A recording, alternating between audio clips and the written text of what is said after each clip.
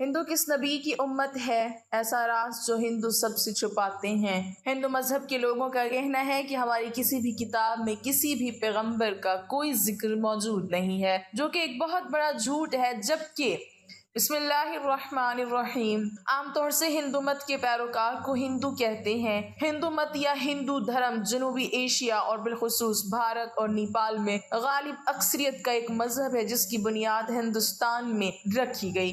اس کا کوئی ایک بانی نہیں ہے، کیونکہ اگر دقت نظر کے ساتھ تجزیہ کیا جائے تو یہ کوئی ایک مذہب نہیں ہے، بلکہ مختلف مذاہب اور عقائد کا ایک اجتماع ہے۔ خود لفظ ہندو ان کی مذہبی کتابوں میں ایک مذہب کے نام کے طور پر موجود نہیں ہے۔ یہ نسبتاً ایک جدید لفظ ہے جو دراصل ایک جغرافیائی اصطلاح کے طور پر مستعمل تھا۔ زیادہ تر محققین کے نزدیک لفظ ہندو سندھ سے ماخوذ ہے، اور سندھ کے اطراف میں بسنے والے لوگ ہندو کہلائے جاتے تھے، اور لفظ ہندو اپنی اصل میں ایک فارسی لفظ ہے۔ تاہم جدید دور میں یہ لفظ ایک مذہب کے نام کے طور پر استعمال کیا جانے لگا۔ بعض ہندو محققین کی رائے میں اس مذہب کا صحیح نام سناتن دھرم یا ویدک دھرم، ویدی مذہب ہونا چاہیے۔ سناتن دھرم کے معنی ابدی مذہب یا ازلی مذہب کے ہیں، جس میں تبدیلی واقع نہ ہو۔ ویدک مذہب کا مطلب ہے جو مذہب جس کی بنیاد ویدوں پر ہو۔ اس مذہب کا اگر تجزیہ کیا جائے تو اس کے قدیم ترین ماخوذ کی حیثیت 4 کتابوں کو حاصل ہے، جنہیں وید کہا جاتا ہے۔ ان کے نام یہ ہیں: رگ وید، یجور وید، سام وید، اتھرو وید۔ ان کے علاوہ کئی اور کتابیں ان کے مذہب کی بنیاد ہیں، مثلاً اپنشد، رامائن، مہا بھارت، پران، منو سمرتی وغیرہ۔ یہ نہایت اختصار سے اس مذہب کا تعارف تھا۔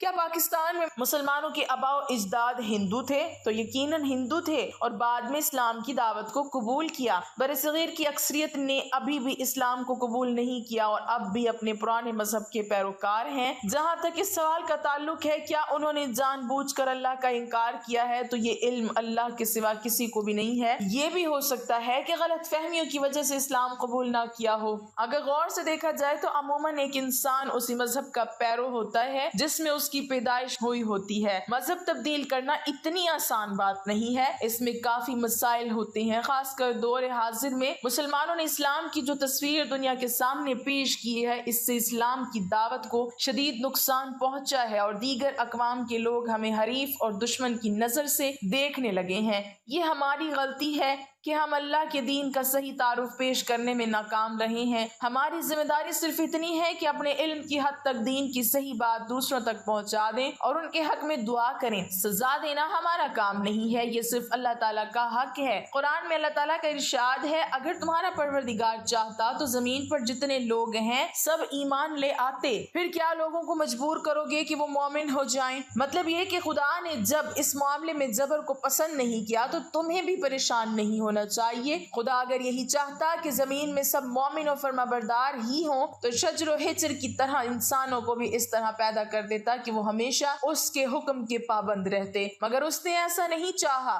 انسانوں کے معاملے میں اس کی اسکیم یہ ہے کہ وہ آزادی اور اختیار کے ساتھ ایمان یا کفر میں سے کسی ایک کا انتخاب کریں۔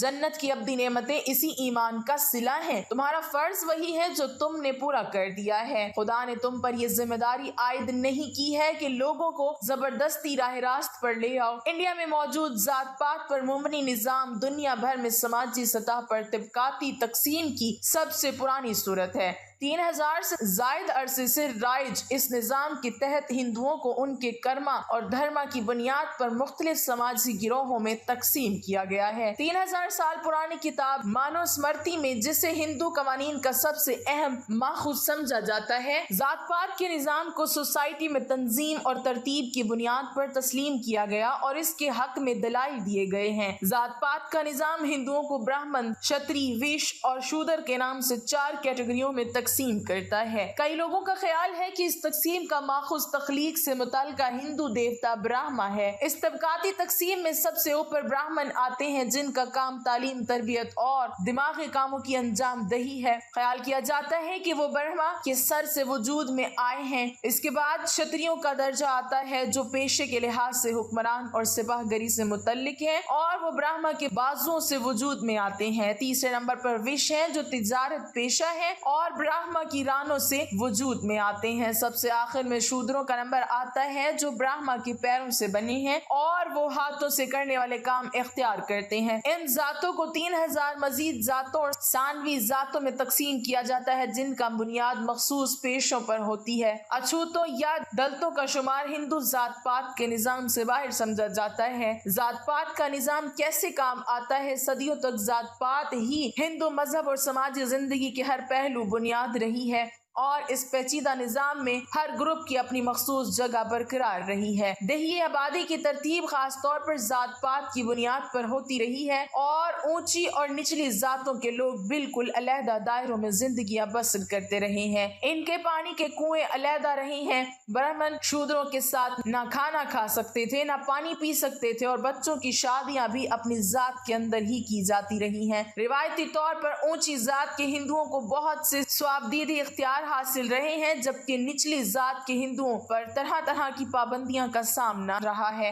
हिंदू किस नबी की उम्मत है? कुरान करीम में अल्लाह ताला फरमाता है कि हमने हर कौम के अंदर नबी और डर सुनाने वाला भेजा है। और फिर हदीस मुबारक से हमें पता चलता है कि पूरी दुनिया की हर कौम और हर एक जगह जहां इंसानियत आबाद थी वहां 1,24,000 पैगंबर भेजे गए, लेकिन नाम से जिक्र सिर्फ 25 पैगंबरों का है क्योंकि अगर इन सब के नाम जिंदगी और कौमों के हालात बयान होते तो फिर कुरान इबरत की किताब की बजाय तारीख की किताब ज्यादा मालूम होती। शायद इसलिए इनका जिक्र करना जरूरी नहीं था, मगर आज हिंदू मजहब के मानने वाले लोगों का दावा है कि इनका हिंदू मजहब मुसलमानों की तारीख से भी हजारों साल पुराना है और ना ही हिंदुस्तान की सरजमीन पर कोई नबी भेजा गया। और इनके पास भी कुरान मजीद की तरह कई किताबें मौजूद हैं जिसमें हिंदू मजहब के लोगों का कहना है कि हमारी किसी भी किताब में किसी भी पैगंबर का कोई जिक्र मौजूद नहीं है, जो कि एक बहुत बड़ा झूठ है। और सूरतुल अंबिया आयत नंबर 107 के अंदर अल्लाह ताला फरमाता है कि हमने आपको तमाम जहान के लिए यानी क़यामत तक के इंसानों के लिए हिदायत बनाकर भेजा, जिसका मतलब है कि इसमें हिंदुस्तान की सरजमीन भी शामिल है। तो फिर हिंदू मजहब के मानने वाले इसका इनकार क्यों करते हैं? अगर हिंदुस्तान की सरजमीन पर कोई नबी वाकई नहीं भेजा गया तो फिर ये कौम कैसे आबाद हुई? नाज़रीन, इस सवाल का जवाब तारीख से जानने की कोशिश करते हैं और ऐसे सवाल के जवाब जानते हैं जो तमाम हिंदू पंडित स्कॉलर दुनिया से छुपाते हैं। हिंदू मजहब के मानने वालों का दावा है कि ये दुनिया का सबसे पुराना मजहब है। इतना पुराना है कि जब इस्लाम या मुसलमान लफ्ज का वजूद तक ही मौजूद नहीं था, जो कि सही भी है क्योंकि कुफ्र और शिर्क की शुरुआत तो उसी दिन से हो गई थी जब हजरत आदम अलैहिस्सलाम के बेटे काबिल ने हाबिल को कत्ल किया था और उनसे अलग होकर कुफ्र और शिर्क के अंदर मुब्तला हो गया था। और तारीख इस बात की भी गवाह है कि हजरत इब्राहिम अलैहिस्सलाम की कौम भी बुत परस्त थी और इस बात से भी वाकिफ है कि हजरत मूसा अलैहिस्सलाम की कौम ने भी एक वक्त पर सोने के बछड़े की इबादत शुरू कर दी थी। यहाँ तक कि रसूलुल्लाह सल्लल्लाहु अलैहि वसल्लम के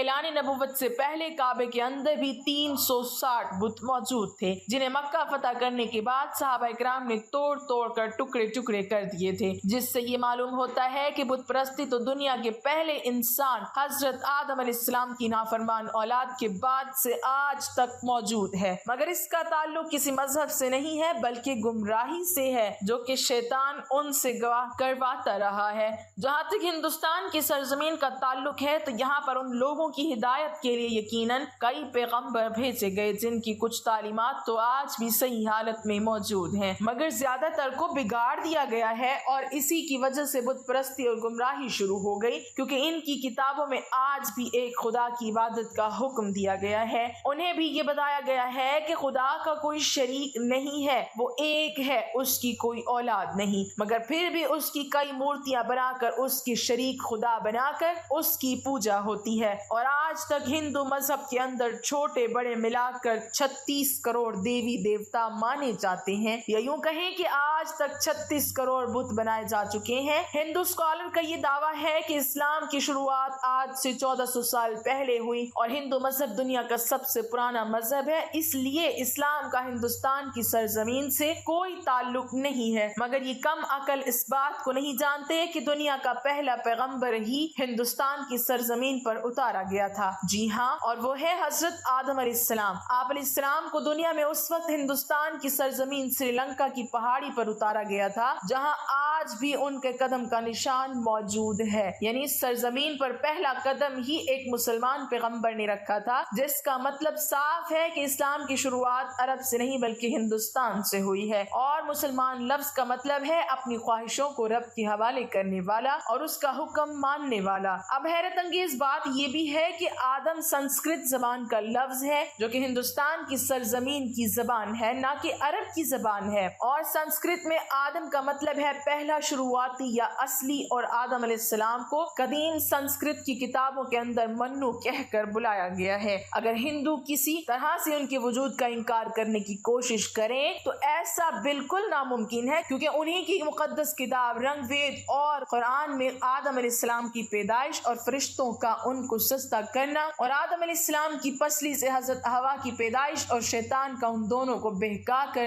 جنت سے نکلوانا اور پھر زمین پر اتار دینے کا ذکر صاف طور پر موجود ہے، بالکل ایسے ہی جیسے قرآن پاک کی سورۃ بقرہ میں اور اسی طرح انجیل میں بھی آپ کا ذکر کیا گیا ہے. اس کا مطلب اگر ان تینوں دنیا کی سب سے بڑی نایاب کتابوں کے اندر ایک جیسی چیزیں موجود ہیں تو ان کا سورس بھی ایک ہی ہونا چاہیے، یعنی ایک خدا. اور ایک خاص بات یہ ہے کہ سری لنکا کی سرزمین سے ہندوستان کی سرزمین کو جوڑنے کے لیے قدرتی پل آج بھی ہزاروں سال سے پانی کے درمیان موجود ہے، جس کا بننا کوئی اتفاق نہیں ہے. اب سب سے اہم سوال یہ ہے کہ ہندوستان کی سرزمین پر جس بھی پیغمبر کو بھیجا گیا ہوگا کیا اس کے بارے میں ہمیں تاریخ میں کچھ ثبوت ملتے ہیں؟ مگر سب سے پہلی بات تو یہ ہے کہ ہندو نام کا کوئی مذہب تاریخ کے اندر کہیں پر موجود ہی نہیں ہے، اور نہ ہی ہندو مذہب کی کوئی کتابوں میں اور نہ ہی کوئی اور آسمانی کتاب میں، مثلا تورات، زبور اور انجیل کے اندر اس ہندو مذہب نام کا کوئی ذکر موجود ہی نہیں ہے. بلکہ ایک بات ضرور ہے، کبھی کسی زمانے میں سندھو ندی کے قریب رہنے والے لوگ تھے، وہ اپنے علاقے کے نام کی وجہ سے نام کو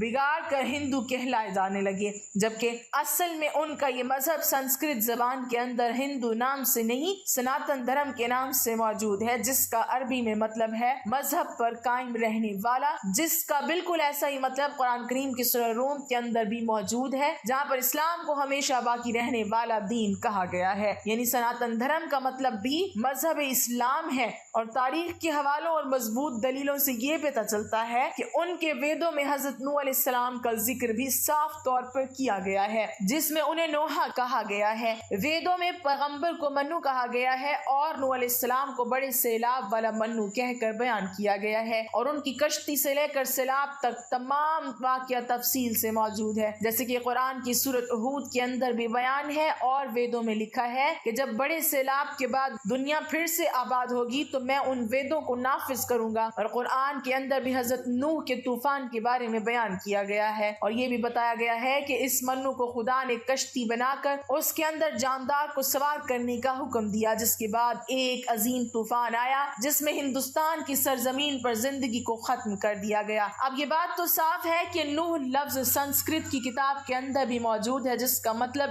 ہے کشتی والا، جو کہ عربی زبان کے اندر بھی ہے. ان سب باتوں سے ایک بات بالکل آئینے کی طرح صاف ہے کہ ہندوستان کی سرزمین اور نوح علیہ السلام کے درمیان ایک تعلق موجود ہے، اور طوفان کے بعد جن ویدوں کو نافذ کرنے کو کیا گیا تھا وہ حضرت نوح علیہ السلام کی تعلیمات تھیں، جو طوفان کے بعد ہندو سرزمین پر ان کے بیٹے کی نسل سے آگے پھیلنا شروع ہوئی. اس کے بعد اس قوم نے گمراہ ہو کر بت پرستی کرنا شروع کر دی، اور تاریخ کے حوالوں سے ہمیں یہ پتہ چلتا ہے کہ نوح علیہ السلام کی قوم جیسے دیوی دیوتاؤں کی پوجا کرنے کا طریقہ دنیا میں کہیں اور موجود نہیں تھا. اور قرآن کریم میں نوح علیہ السلام کی قوم کو سابی کہا گیا ہے، جو عراق کی سرزمین کو کہتے ہیں، جہاں پر صرف حضرت ابراہیم علیہ السلام پیدا ہوئے تھے، جن کی قوم یہی مشرک تھے جنہوں نے نوح علیہ السلام اور ان کے درمیان آنے والے تمام انبیاء کی تعلیمات کو یا تو بدل دیا تھا یا پھر بھلا دیا تھا، اور انہی کی پوجا کیا کرتے تھے. اس کے علاوہ یہ فرشتوں کی عبادت کیا کرتے تھے، اس لیے خدا کے ساتھ ساتھ فرشتوں کی مورتیاں بھی بنا کر انہیں بھی خدا کا درجہ دینا شروع کر دیا، بالکل ایسے جیسے ہر بڑے کام پر اللہ نے فرشتوں کو مقرر کیا ہے، اور وہ ہر بڑے کام پر اللہ کی طرف سے پابند ہیں.